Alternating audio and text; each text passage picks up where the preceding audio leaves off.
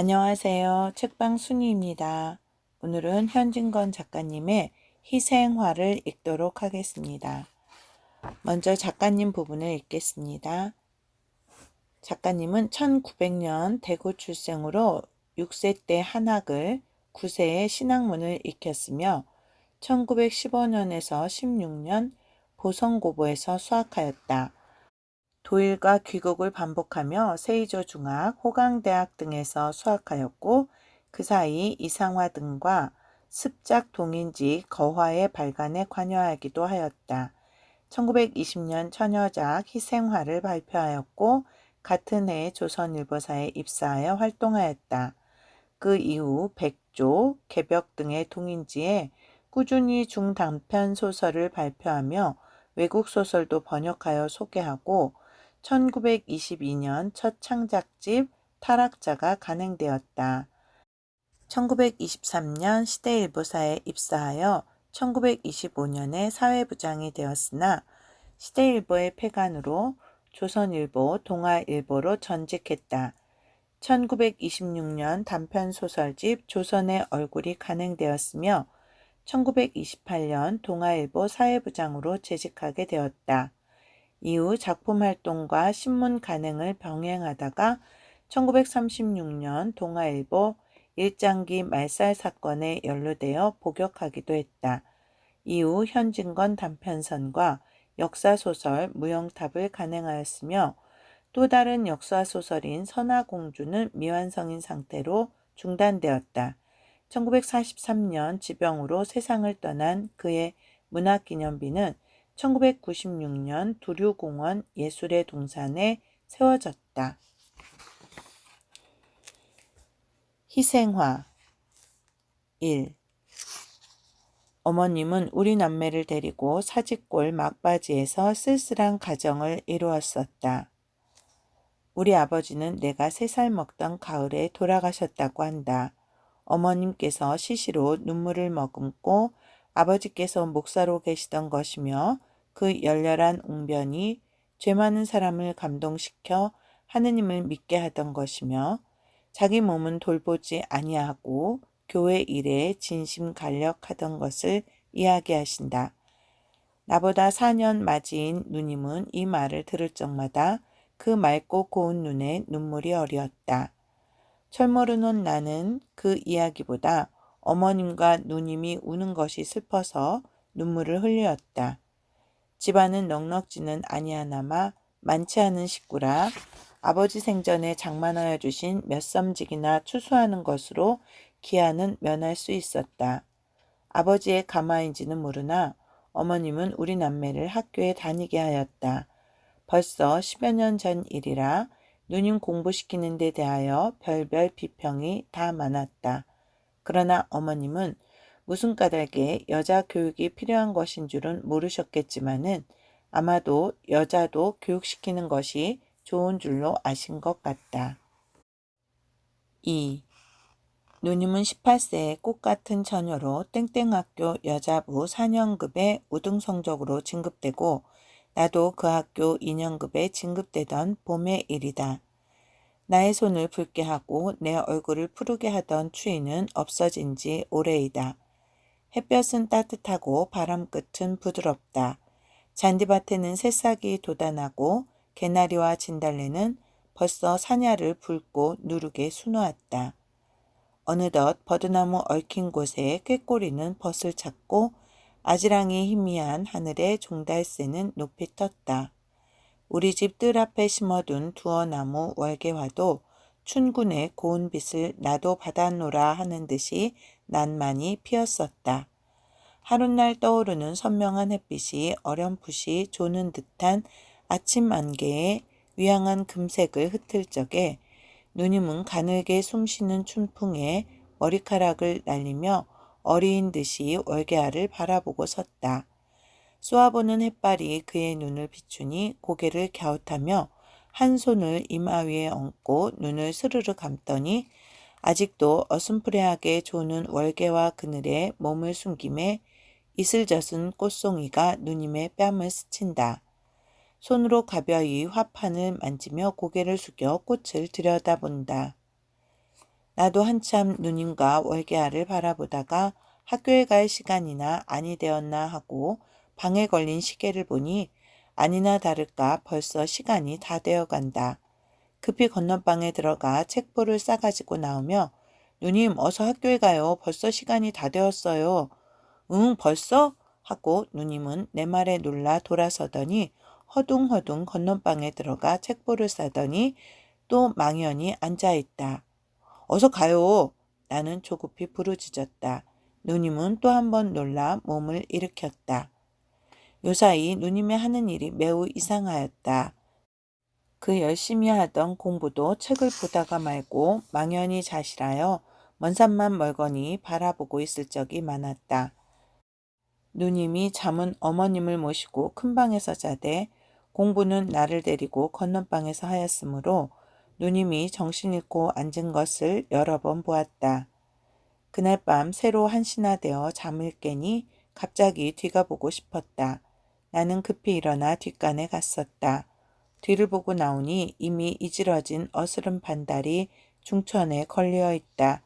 나는 달을 치어다보며 한 걸음 두 걸음 마당 가운데로 나왔다. 뜰 앞 월계하는 희미한 달빛에 어슴풀에 비치는데 꽃 사이로 하야스름한 무엇이 보인다.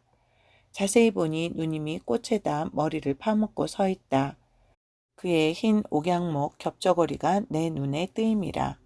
왜 누님이 저기 저러고 서 있나?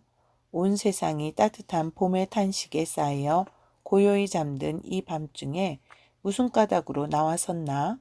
나는 어린 가슴을 두근거리며 누님 거기서 뭐해요? 내 소리에 깜짝 놀랐는지 몸을 움찔하더니 아무 대답이 없다. 가만가만히 가까이 가서 어깨를 가볍게 흔들었다. 숨을 급히 쉬는지 등이 들먹들먹한다. 나오는 울음을 물어 멈추는지 가늘고 떨리는 오열성이 들린다. 나는 바싹 대들어 누님의 얼굴을 보았다. 분결 같은 두 손 사이로 보이는 얼굴은 발그레하였다. 나는 웬일인가 하고 얼굴 가린 두 손을 힘써 떼었다. 두 손은 젖어 있었다. 누님의 두 눈으로 눈물이 흘러내린다. 구름 같은 눈물이 점점이 월계화에 떨어진다. 월계화는 그 눈물을 머금어 엷은 명주로 가린 듯한 달빛에 어렴풋이 우는 것 같다. 누님의 머리는 불덩이같이 더웠다. 왜 안 자고 나왔니? 하며 내 손을 밀치는 그 손은 떠는 듯하였다. 나는 목맨 소리로 누님 왜 우셔요? 네? 하고 내 눈에도 눈물이 핑 돌았다. 이슬에 젖은 꽃향기는 사랑의 노래와 같이 살근살근 가슴을 여의고 따뜻한 미풍은 연애에 타는 피처럼 부드럽게 뺨을 스쳐 지나간다. 이런 밤에 부드러운 창자에 느낌이 없으랴. 꽃다운 마음에 수심이 없으랴. 철모르는 나는 누님 어서 들어가셔요 하고 누님의 손목을 이끌었다. 맥이 종작 없이 뛰는 것을 감각하였다. 누님은 눈물을 씻으며 먼저 들어가거라 나도 곧 들어갈 것이니 하였다. 대간저 웬일이야요? 어디가 편찮으셔요? 아니 공연히 마음이 뒤숭숭하구나 하더니 한 손으로 월계와 가지를 부여잡고 이마를 팔에다 대며 흑흑 느끼어온다. 어스름 달빛은 쓰린 이별에 우는 눈의 시선같이 몽롱하게 월계와 나무 위에 흘러있다. 3. 이틀 후 공일날 누님과 나는 창경원 구경을 갔었다. 창경원 사쿠라 꽃이 한창이란 기사가 수일 전부터 신문에 게재됐고 일기도 화창하므로 구경꾼이 구름같이 모여들어 넓으나 넓은 어원이 희도록 덮여있다. 과연 사쿠라는 필대로 피어 동물원에서 식물원 가는 길 양편에는 만단 홍금을 펼친 듯하다. 국주야, 우리는 동물원은 그만두고 저 잔디밭에 앉아 꽃구경이나 실컷 하자. 누님은 찬성을 구하는 듯이 나를 들여다보며 웃는다. 나도 짐승 곁에 가니 야릇한 무슨 냄새가 나던 것을 생각하고 그럽시다 라고 곧 찬성하였다. 우리는 길 옆 잔디밭 은근한 편 소나무 밑에 좌정하였다.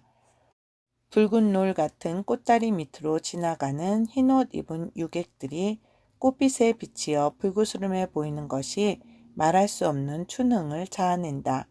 어린 나도 따뜻한 듯한 부드러운 듯한 봄의 기쁨을 깨달아 웃는 낯으로 누님을 돌아보니 누님은 나직이 한숨을 쉬며 고개를 숙이더니 푸른 풀 사이에 핀 누른 꽃을 하나 꺾어 뺨에다 대인다. 무슨 걱정이나 있는 듯이 눈살을 찌푸렸다. 나는 그날 밤에 누님이 월계화 사이에서 울던 광경을 가슴에 그리면서 유심히 누님의 행동을 살피었다.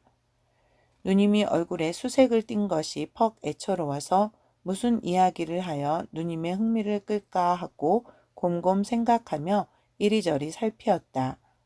우연히 식물원 편을 바라보다가 그곳을 가리키고 누님을 흔들며 저기 좀 보셔요 하였다. 웬일인지 누님은 깜짝 놀란다. 고난 잠을 깬 사람에게 흔히 있는 표정으로 내가 가리키는 곳을 바라본다. 거기서 우리 학교 교복을 입은 학생 하나가 이리로 내려온다. 그는 우리 학교 4년급 급장이었다. 누님이 한참 멀거니 바라보다가 두 추파가 마주친 것 같다. 누님은 고개를 숙였다. 나는 누님의 귀밑이 발그레해진 것을 보았다. 누님이 내 무릎을 꼭 잡으며 거기 무엇이 있다고 날다려 보라니 간신히 귀에 들리리만큼 말하였다. 아야, 아이고 아파요. 왜 저희를 모르셔요? 그이가요.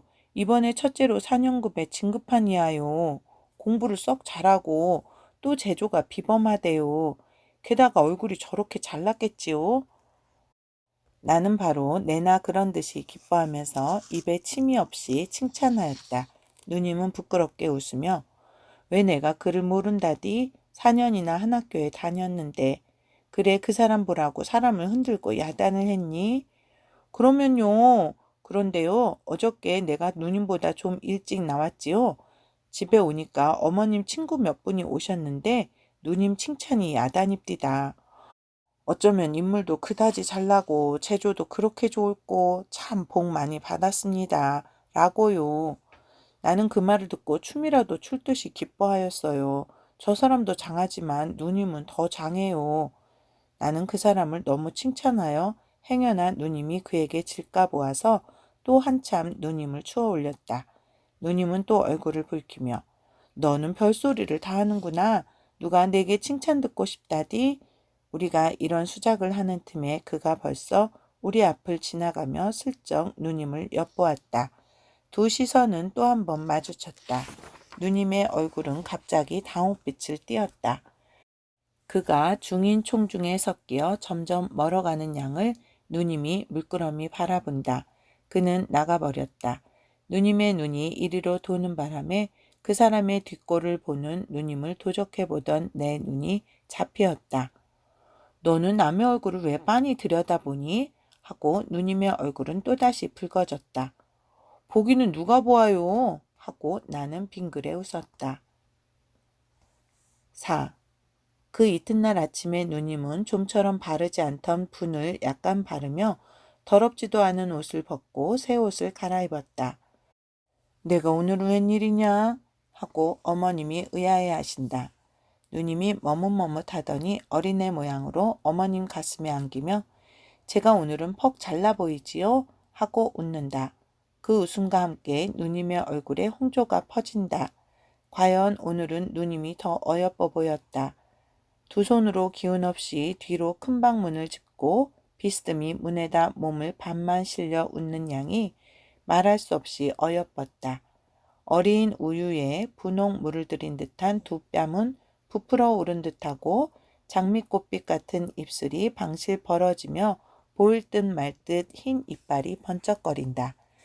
춘산을 그린 듯한 눈썹은 살짝 위로 치어오른 듯하며 그 밑에 추수같이 맑은 눈이 웃음에 가는 물결을 친다.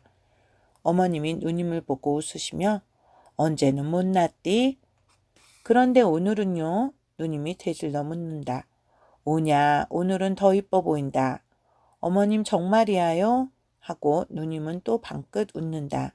수색에 쌓인 희색이 드러난다. 오늘은 정말 더 이뻐 보인다. 너의 부친이 보셨던들 자키 기뻐하시겠니?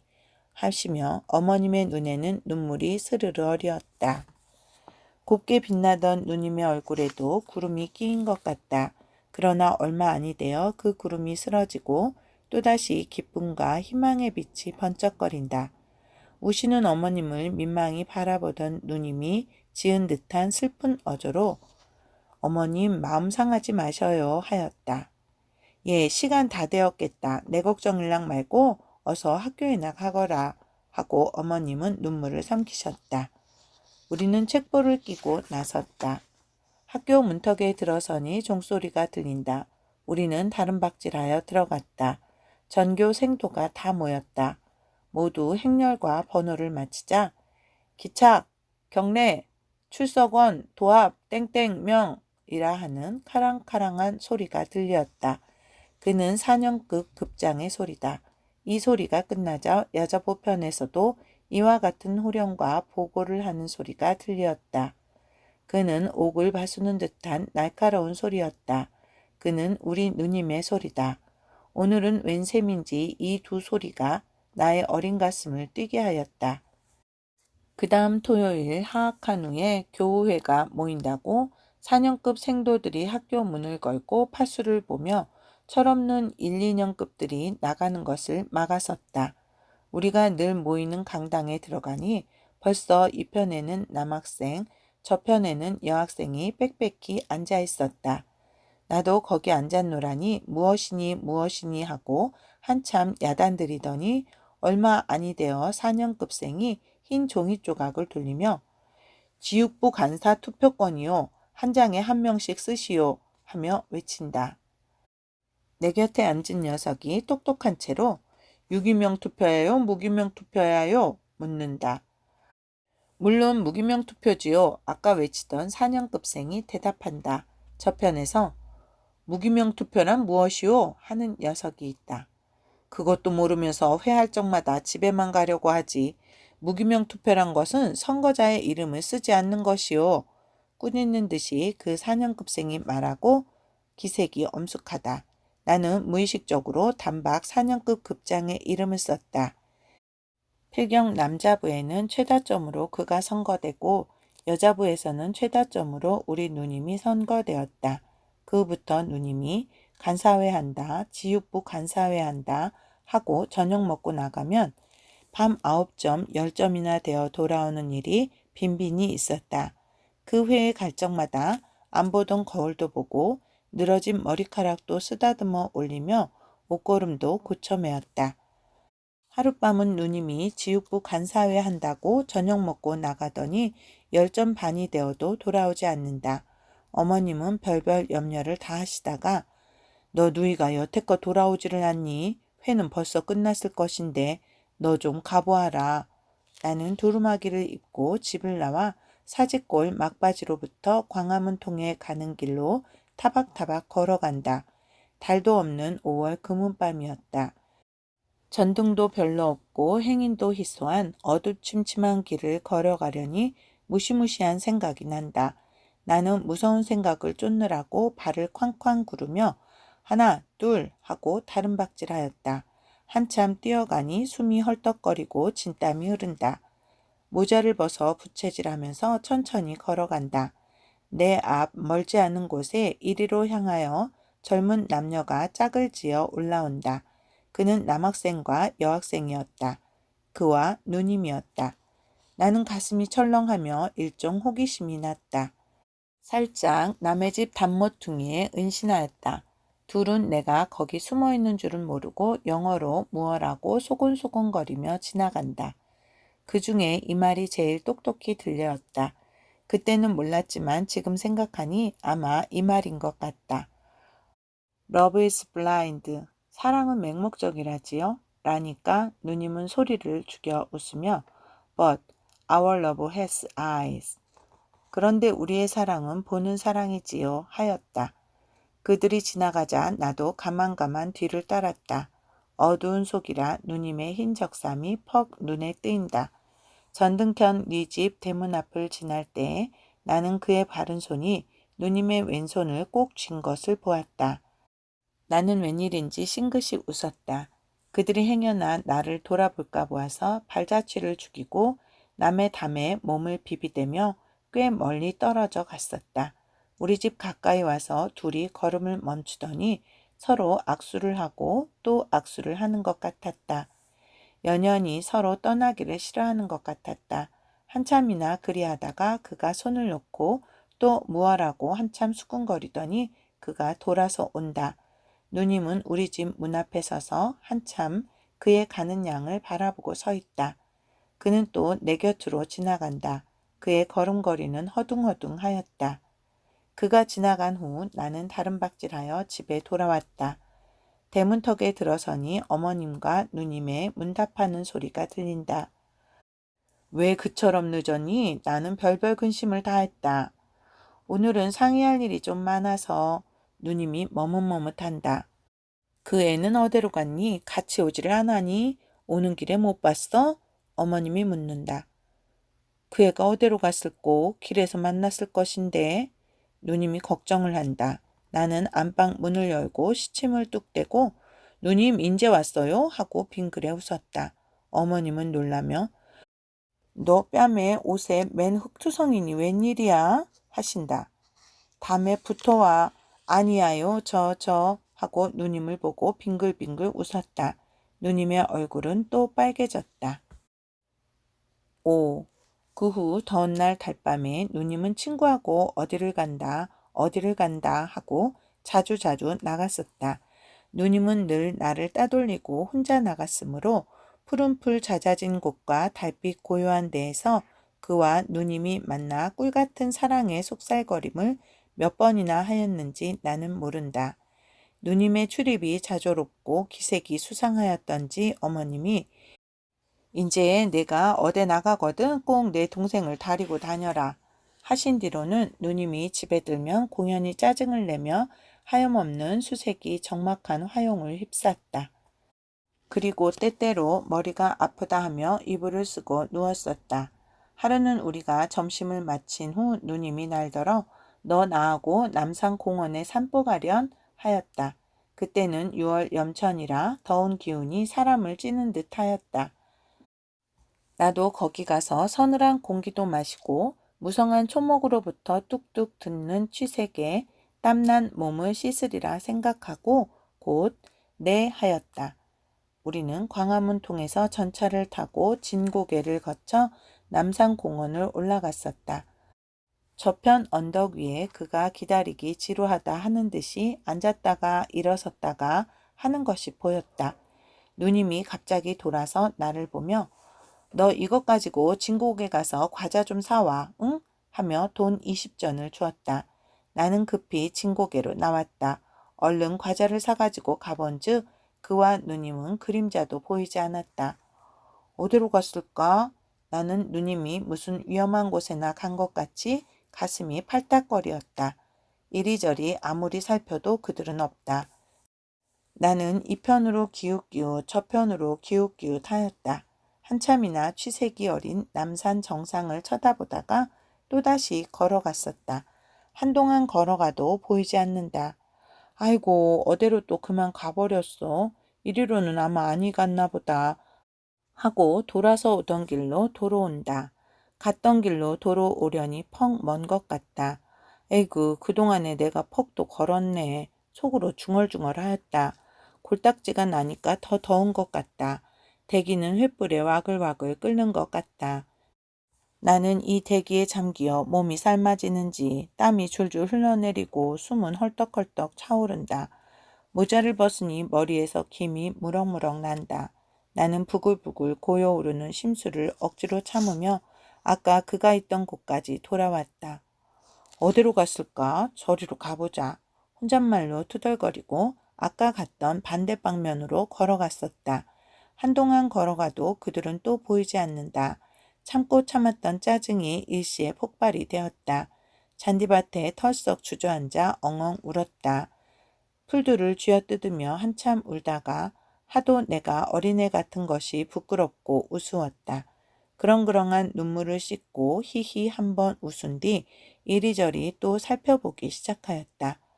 저편 좀처럼 사람 눈에 띄지 않는 소나무 그늘 밑에 그들이 나란히 앉아있는 것을 보았다. 나는 잃었던 보배를 발견한 듯이 기뻐하였다. 누님 거기 계세요? 고함을 지르고 뛰어가려다가 에라 무슨 이야기를 하는지 좀 엿들으리라 하고 어느 밤에 그들의 뒤를 따라가던 모양으로 가만가만 걸어 가까이 갔었다. 한낮이므로 유객 하나 없고 바람 한 점 불지 않는다. 더운 공기는 기름 언 것 같이 조금도 파동이 없다. 남이 들을까 보아서 가만가만히 하는 이야기도 낱낱이 내 귀에 들렸다. 물론 그렇게 해야지요. 그런데 요사이는 어째 볼 수가 없어요? 그가 말하였다.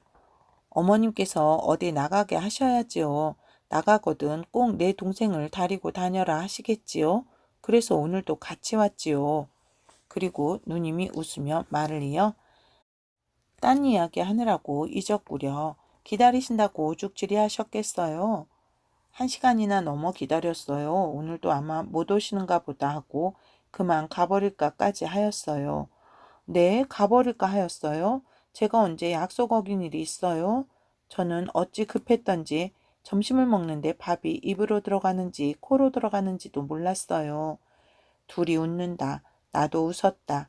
나는 어린애가 꽃에 앉은 나비를 잡으러 간 때에 가는 걸음걸이로 한 걸음 두 걸음 가까이 갔었다. 사랑하는 이들은 달디단 이야기에 어리 빠져 사람 오는 줄도 모른다. 그들 앉은 소나무 뒤에 살짝 붙었었다.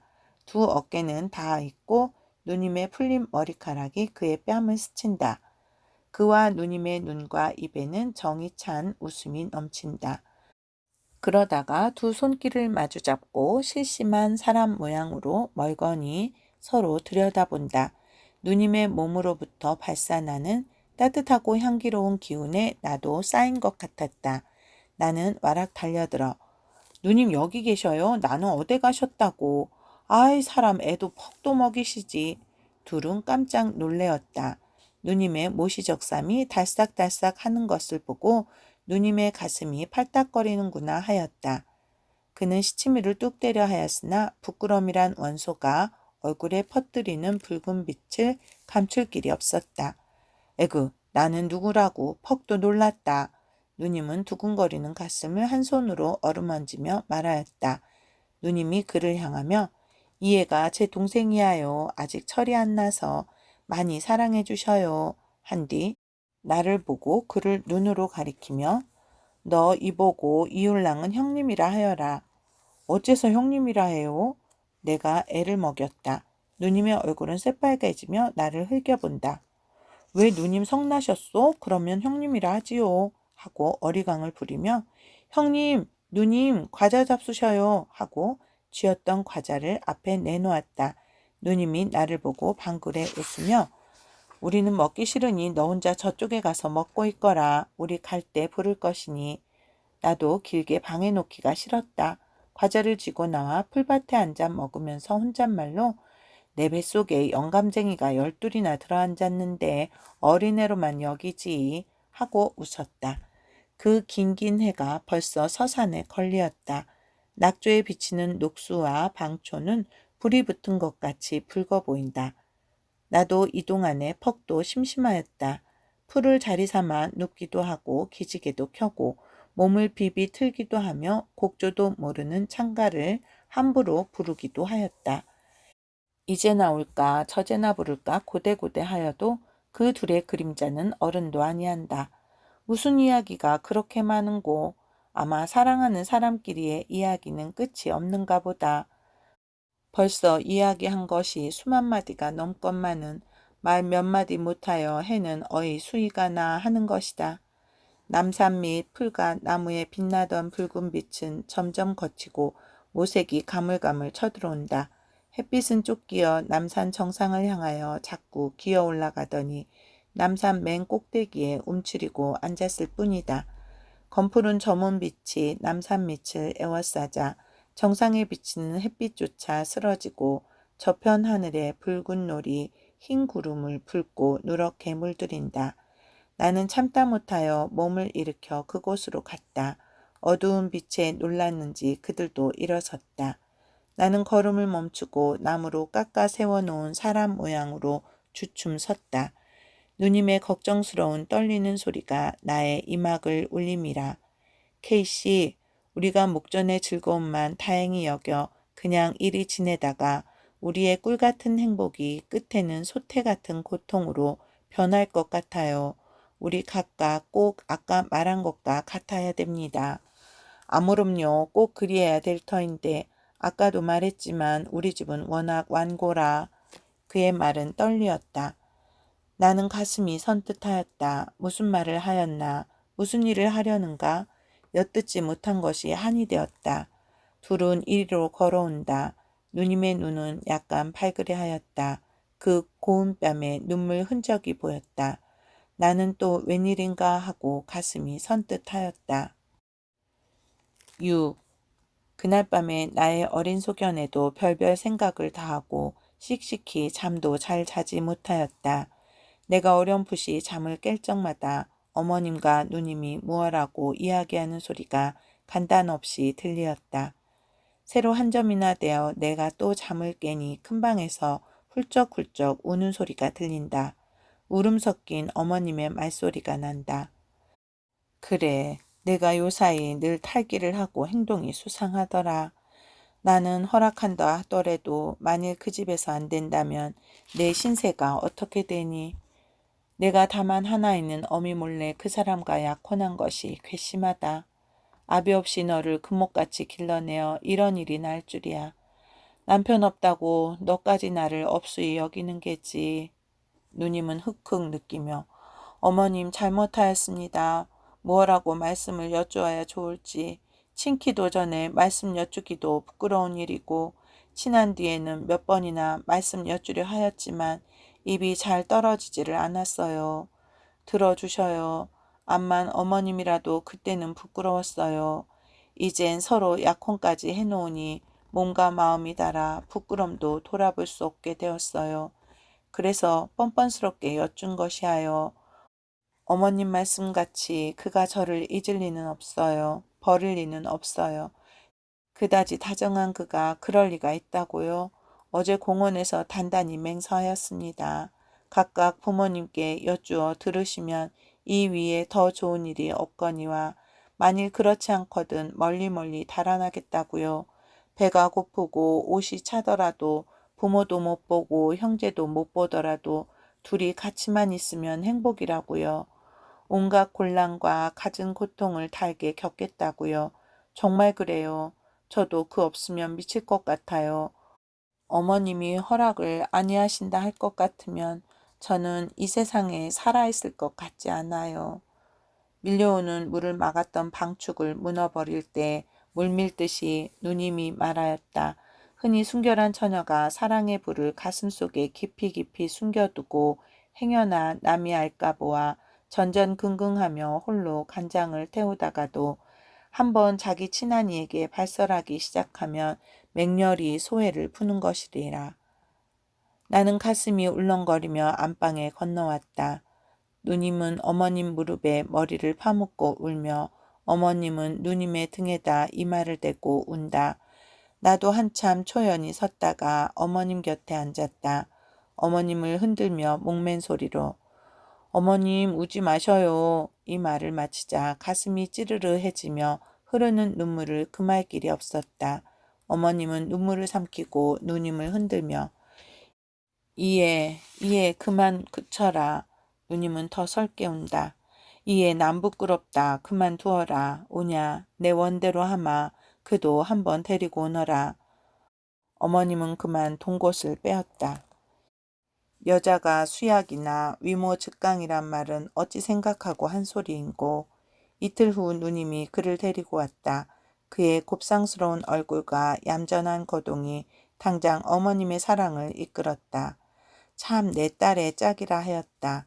애녀의 평생이 유탁하다 하였다. 단꿈이 꾸이리라 하였다. 기쁜 날이 오리라 하였다. 더구나 맑은 눈과 까만 눈썹이 내 딸과 흡사하다 하였다. 누님과 그가 영어로 말하는 양을 보고 뜻도 모르면서 웃으셨다. 재미스러운 딸의 장래 가정을 꿈꾸고 사랑스러운 외손자를 꿈꾸었다. 그 후부터는 남의 이목을 피해가며 몇 번이나 서로 맞추어서 길게 기다려가지고 짧게 만나던 애인들은 자조로이 우리 집에서 만나 웃고 즐기게 되었다. 7. 어떤 날 저녁에 그가 우리 집에 왔다. 그때 마침 어머님은 어디 가시고 나와 누님과 단둘이 있었다. 나는 와락 내다르며 형님 오셔요 라고 반갑게 인사하였다. 누님도 반가이 맞으며 요사이는 왜 오시지 않으셔요? 아니 내가 언제 왔는데 하고 그는 지어서 웃는다. 누님은 눈을 스르르 감으며 무엇을 생각하는 듯 하더니 오늘이 7월 초열흘이고 초 7일이 공일이라 공일날 오시고 오늘 처음이시지요? 그래요. 한 사흘밖에 더 되었어요. 사흘, 저는 한 3년이나 된 듯 하였어요. 사흘 만에 한 번씩 만나? 멀어요. 펑 멀고 말고요. 사흘이 그다지 가까운 것 같습니까? 하고 누님은 무엇을 찾는 듯이 그를 바라본다. 사흘 만에 한 번씩 와도 장하지요. 하고 그는 또 웃는다. 장해요. 사흘 동안에 제가 몇 번이나 문 밖을 내다보는지 아셔요? 저는 온갖 걱정을 다 했지요. 몸이나 편찮으신가 꾸중이나 매셨는가 하고 목소리는 건성을 띄어가며 눈에는 눈물이 개어진다. 저는 우리 일에 대하여 무슨 큰 걱정이나 생겼나 하고 얼마나 애간장을 태웠는지요 하고는 눈물이 그렁그렁 넘쳐 흐른다. 아니하요. 여하간 죄 없이 잘못하였습니다. 하고 그는 눈살을 찌푸리다가 선 웃음을 치며 어린애 모양으로 걸핏하면 울기는 왜 울어요. 저 동생 부끄럽지 않아요? 갑자기 어조를 야릇하게 변하며 그런데 내가 어제도 올락하고 아래도 올락했지만은 올락할 때마다 동무가 찾아와서 올 수가 있어야지. 울던 누님이 웃음을 띄었다. 나도 웃었다. 그는 대구 사람이다. 그의 부모는 아직도 대구에서 산다. 서울 있는 오촌 당숙집에 그는 유숙하고 있다. 그는 서울 온 지가 벌써 5, 6년이 지내었으므로 사투리는 거의 안 쓰게 되었으나 때때로 우리를 웃기려고 야릇한 말을 하였다. 올락하고 갈락하고 흉내를 내며 나는 방바닥에 뚫뚫 굴러가며 웃었다. 그는 시치미를 뚝 떼고 남 이야기하는데 웃기는 와우쏘 갸 참 얄궂다 하였다. 누님은 어떻게 웃었는지 얼굴이 붉어지고 배를 움켜쥐고 숨찬 소리로 그만두셔요. 그만 웃기셔요. 한참 동안 우리는 이렇게 웃고 즐기다가 나를 누님이 또 무슨 심부름을 시켰다. 무슨 심부름이던가 생각이 아니 난다. 그가 오기만 하면 누님이 무엇 좀 사오너라 어디 좀 갔다 오너라 하고 늘 나를 따돌렸다. 에그 누님도 왜 나를 늘 따돌려? 투덜투덜 하면서 집을 나왔다. 반달은 비스듬히 푸른 하늘에 걸려 있다. 만경창파에 외로이 떠가는 이려 편지와 같았다. 나 없는 동안에 그들이 무슨 이야기를 하는지를 듣고 싶어서 급히 오느라고 오는 것이 1시간이나 넘어 걸리었다. 나는 벌써 엿듣기에 익숙하여 사뿐 중문에 들어서며 가만히 살펴보니 애인들은 달 비치는 월계와 나무 밑에 평상을 내어놓고 나란히 앉아서 무엇라고 소곤거린다. 나는 숨소리도 크게 아니시고 귀를 기울였다. 그러면 어째요? 어머님께서는 좀처럼 올라오시지 않을 것이고 왜 그러면 상서로 이 사정을 못 아랠 것이야 있어요? 누님의 애타는 소리가 들린다. 글쎄요. 몇 번이나 상서를 썼지만 붙이지를 못하겠어요. 만일 차일피일하다가 딴 데 혼인을 정해놓으시면 어째요? 정해놓아도 안 가면 그만이지요. 그러면 어렵지 않아요? 그런데 오촌 당숙 내부는 아마 이 눈치를 아시는 것 같아요. 네? 아마 그런 것 같아요. 그래서 집에 무슨 통기가 있었는지 할아버지께서 일간 올라오신다요. 올라오시면 죄다 여쭙겠단 말씀이구려. 글쎄요. 그런데 우리 할아버지는 참 호랑이 같은 어른이라 완고 참 완고신데 나도 어찌할 줄을 모르겠어요. 그래서 밤에 잠이 잘 오지 않아요. 하고 머리를 극적극적하고 눈살을 찡기더니 또 말을 이어 오늘 또 아버지께서 하소하셨는데 이번 울산 김승지 집에서 너를 선보러 간다니 행동을 단정히 하여라 하는 뜻입디다. 참 기막힐 일이야요 하고 한숨을 내쉰다. 부모님께 하루바삐 이 사정을 여쭙지 않으면 큰일 나겠습니다 그려. 누님의 안타까운 소리가 들린다. 여하간 꾸중을 보시더라도 장가를 못 가겠다 할 터야요. 조금도 걱정 마셔요. 그는 결심한 듯이 고개를 들며 단연히 말하였다. 밝은 달은 애태우는 양인의 가슴을 나는 몰라라 하는 듯이 저리로 저리로 미끄러져 가며 더운 공기에 맑은 빛을 흩날린다. 월계화는 더욱 붉고 더욱 곱다. 진세의 우수 고뇌를 나는 잊어노라 하는 것 같았다. 8. 그 이튿날 일어난 누님의 얼굴은 해쓱하였다.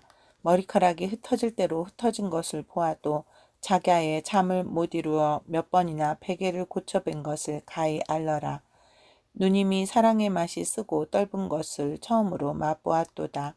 행복에 해당하를 꺾으려면 가시가 손 찌르는 줄 비로소 알았도다. 하루 가고 이틀 가고 어느덧 일주일이 지내었건만 누님이 오늘이나 와서 호음을 전해줄까, 내일이나 와서 희식을 알려줄까 고대고대하는 그는 코끝도 보이지 않았다. 내가 학교에 가도 그를 볼 수 없었고 누님도 이때부터 심사가 산란하여 학교에 못 갔었다.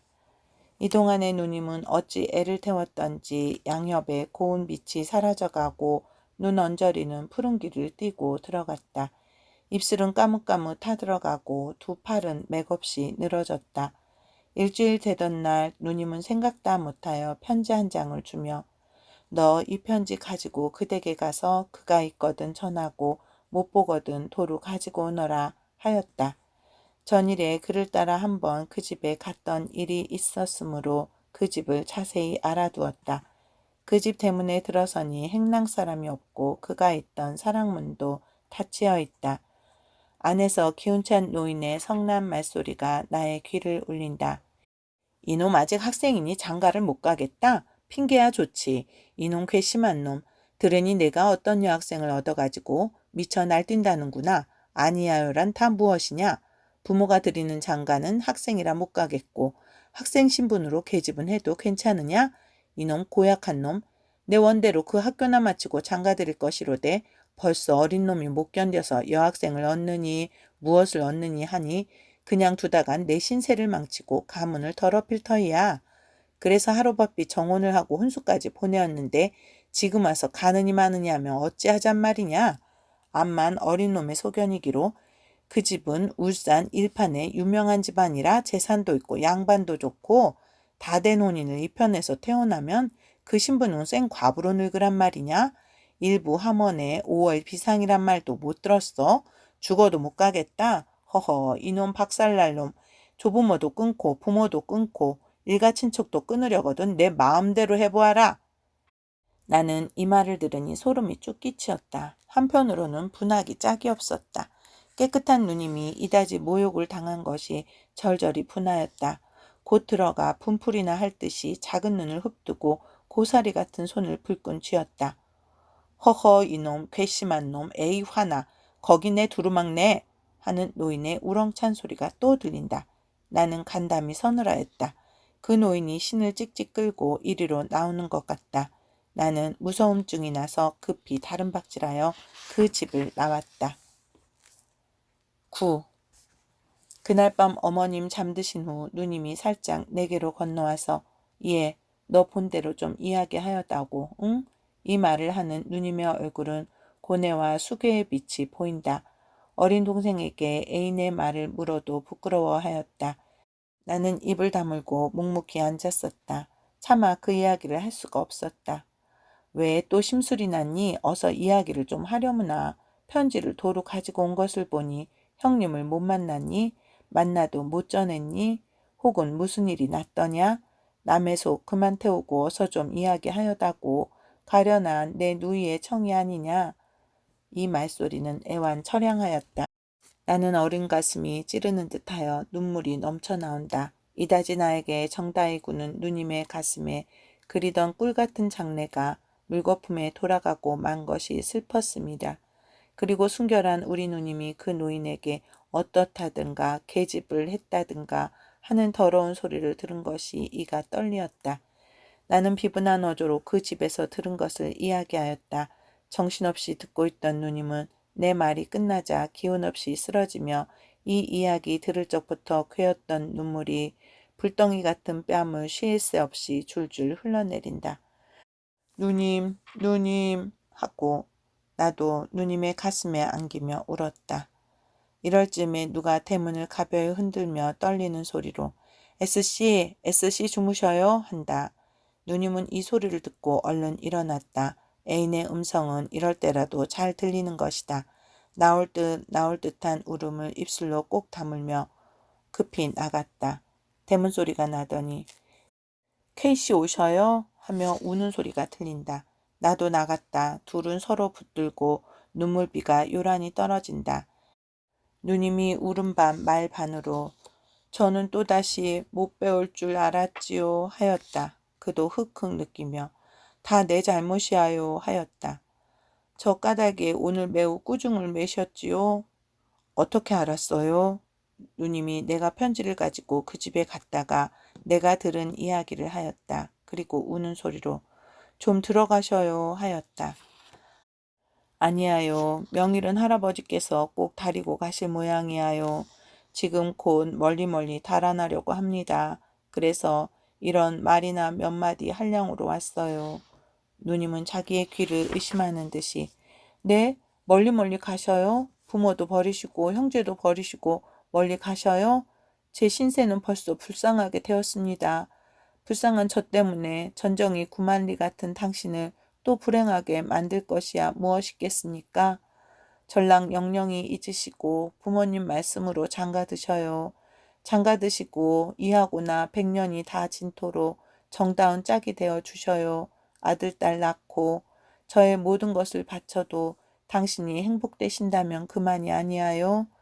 곧 당신의 기쁨이 제 기쁨이 아니하요. 당신의 행복이 제 행복이 아니하요. 한숨 쉬고 눈물 흘리면서도 당신의 행복의 그늘에서 웃어볼까 합니다. 열정찬 눈으로 하염없이 흘러내리는 눈물에 적막한 화용이 아롱진다. 아, S씨를 내 손으로 불행하게 만들어 놓고 나 혼자 행복을, 사랑을 떠나 행복이 있을까요? 나에게 행복을 줄 S씨가 눈물바다에 허우적거릴 때 나 혼자 행복의 정상에서 나려다보며 웃을 수가 있을까요? 없어요. S씨 없고는 나 혼자 행복을 누릴 수가 없어요. 제 불행은 제 손으로 만든 것입니다. 그러나 오늘날 우리가 이렇게 된 것이 당신의 잘못도 아니고 저의 잘못도 아니하요. 그 묻고 썩은 관습이 우리를 이렇게 만든 것입니다. 그러하지만 저 때문에 당신의 마음을 수란하게 만든 것 같아서 어떻게 가엾고 애달픈지 몰라요. 그런데 이 위에 더 당신을 영영이 불행하게 하겠어요? 당신이 행복되신다면 저는 오늘 죽어도 아깝지 않아요. 안 될 말씀입니다. 그런 말씀을 들을수록 기가 막혀요. 해야 늘 그 말이니까 길게 말할 것 없이 나는 가겠어요. S씨의 부디 안녕히. 그는 흐르는 눈물을 씻으며 결심한 듯이 돌아서 가려 한다. K씨! 안타까운 떠는 소리로 부르더니 북받쳐 나오는 울음이 말을 막는다. 그는 또 한 번 돌아보고 S씨, 부디 안녕히. 말을 마치자 그는 떨어지지 않는 발길을 돌려 마음은 이리로 몸은 저리로 멀어간다. 나는 심장을 누가 칼로 싹싹 에이는 것 같았다. 10. 그 후 그는 어디로 갔는지 영영이 소식을 들을 수가 없고 누님은 시름시름 병들기 시작하여 날이 가고 달이 갈수록 병은 점점 깊어온다. 이슬 젖은 연화같이 불그스름하던 얼굴이 청색 창경에 비치는 이화처럼 해쓱하였다. 익어가는 임금같이 혈색 좋던 살이 서리 맞은 황엽처럼 베베 말라간다. 거슴츠레한 눈은 흰 눈물에 붉어졌다. 그러다가 차마 볼 수 없이 바싹 말라버렸다. 마치 백골을 엷은 백지로 덮어두고 물을 흠씬 품어놓은 것 같이 되고 말았다. 마침내 한강 얼음이 얼고 남산에 눈 쌓일째 누님은 그에게 한숨을 주고 눈물을 주던 이 세상을 떠나버렸다. 아, 사랑, 아, 사랑의 불아. 내가 부드럽고 따뜻한 듯함으로 철없는 청춘들은 그의 연하고 부드러운 심장에 너를 보배만 여겨 강직난다. 잔인한 너는 그만 그 심장에다 불을 붙인다. 돌기둥 같은 불길이 종작 없이 오른다. 옥기도 타버리고 홍안도 타버리고 금심도 타버리고 수장도 타버린다. 방 안에 켰던 촛불 호련히 꺼지거늘 웬일인가 살펴보니 초가 벌써 다 탔더라. 양협이 젖던 눈물 갑자기 마르거늘 무슨 연유 묻쨌더니 숨이 벌써 끊겼더라.